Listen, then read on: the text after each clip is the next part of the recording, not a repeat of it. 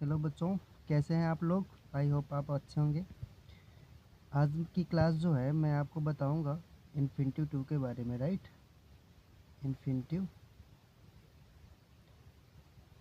To के बारे में, ठीक है। तो पहली वाली क्लास में मैंने आपको बताया था कि नॉमिनेटिव एब्सोल्यूट के बारे में बताया था कि इस नॉमिनेटिव एब्सोल्यूट का जो आप सिंथेसाइज आप करते हैं तो कैसे बनाते हैं। तो आज की जो क्लास है सिंथेसिस बनाने की वो इन्फिनिटिव टू के बारे में है, ठीक है। तो आपको बताऊंगा कि इन्फिनिटिव टू को आप सिंथेसाइज कैसे करेंगे, राइट, ठीक है। तो सबसे पहले आप जान लो कि इन्फिनिटी टू कहते किसे हैं, पहचानोगे कैसे कि इन्फिनिटी टू क्या है, ठीक है।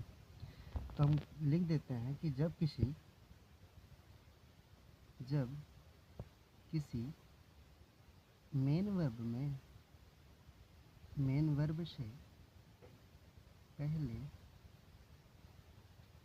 मेन वर्ब से पहले टू लग जाए तो वह वर्ब इन्फिनिटिव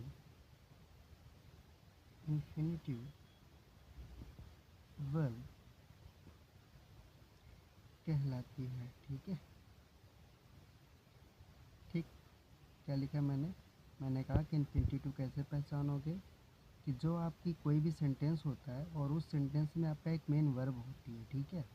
और उसी मेन वर्ब से पहले क्या हो, टू लग जाए तो क्या होता है, वो आपका इन्फिनिटिव टू कहलाता है, ठीक।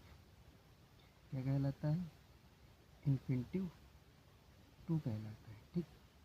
ठीक है। अब बात करते हैं कि जो मेन वर्ब होता है उस वर्ब के बाद अगर टू लग जाए तब क्या कहलाता है, ठीक है। अभी मैंने आपको बताया कि मेन वर्ब से पहले अगर टू लगता है तो वो इन्फिनिटिव टू कहलाता है। अब मेन वर्ब से बाद अगर टू लगता है या फिर आप वर्ब कह लो, वर्ब के बाद अगर टू लगता है तो फिर उसे क्या कहते हैं, तो उससे कहते हैं फाइनाइट वर्ब, ठीक है। क्या कहते हैं, फाइनाइट वर्ब कहते हैं, ठीक। अब मैं सेंटेंस की बात करूँगा तो इन्फिनिटिव टू टाइप के इसमें जो सेंटेंस आते हैं उन सेंटेंस को लूँगा और लेने के बाद फिर मैं आपको ये बताऊँगा कि वो सेंटेंस का सिंथेसिस आप कैसे करोगे, राइट। तो मैं एक सेंटेंस लिखता हूँ बच्चा। मैंने लिखा आई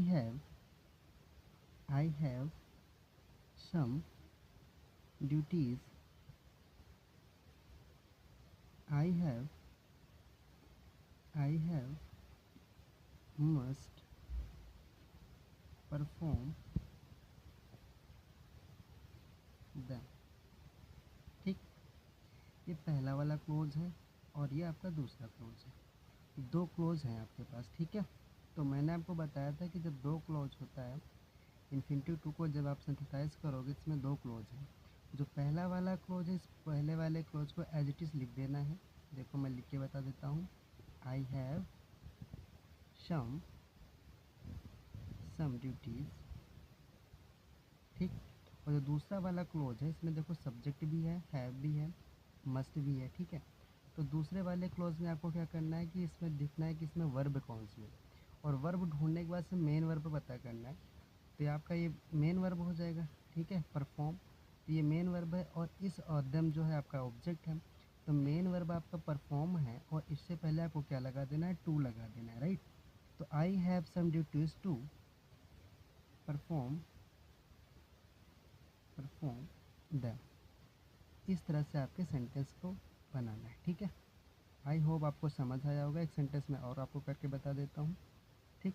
देखो मैंने लिखा I had no money I could not give away, ठीक। ये मैंने सेंटेंस लिखा, इसमें भी देखो दो क्लोज हैं। मैंने जैसे आपको कहा कि जो पहला वाला क्लोज है आपको एज इट इज़ लिख देना है, राइट। एंड देन दूसरा वाला जो सेंटेंस है उसके बाद उसमें जो सब्जेक्ट और हेल्पिंग वर्ब लिखा है, अगर सब्जेक्ट हम रिमूव करेंगे तो उसके साथ जो हेल्पिंग वर्ब है वो भी हटेगा और हेल्पिंग वर्ब हटता है तो उसके साथ नॉट भी लगता है तो नॉट भी हटेगा, राइट। तो हम लिखते हैं कि आई हैड नो मनी, ठीक। I had no money. फिर मैंने क्या किया कि आई कुड नॉट, इसको हम नहीं लिखेंगे। क्यों नहीं लिखेंगे, क्योंकि जो पहला वाला क्लोज है और जो दूसरा वाला क्लोज है, इन दोनों वाले क्लोज का जो सब्जेक्ट है वो सेम है, क्योंकि रिपीटेशन को रोकता है, अवॉइड करता है, राइट। तो इसलिए हम जब सब्जेक्ट का जो दोनों होता है वो अगर सेम होता है तो उसको हम एक बार सब्जेक्ट लिखते हैं और दूसरा जो है नहीं लिखते हैं, राइट। तो ये दूसरे वाले क्लोज का जो सब्जेक्ट है हेल्पिंग वर्ब है, इसको हम नहीं लिखते हैं, ठीक है। और फिर उसके बाद हमने क्या कि जिसमें जो सेकेंड वाला सेंटेंस है उसमें जो मेन वर्ब है, और मेन वर्ब से पहले क्या लगा रहा है, टू लगाना है। तो ध्यान से देखोगे ये जो गिव लिखा है ये सेकेंड वाला सेंटेंस है और इस सेंटेंस का ये वर्ब भी है और मेन वर्ब है। तो इस वर्ब से पहले आपको क्या करना है, टू लगा देना है। तो I had no money to give away, ये सेंटेंस आपका सिंथेसाइज बन गया इन्फिनिटिव टू का, राइट। तो मैं आपको एक सेंटेंस और दे देता हूँ जो आप करके बताना कि आप कैसे बनाओगे, राइट।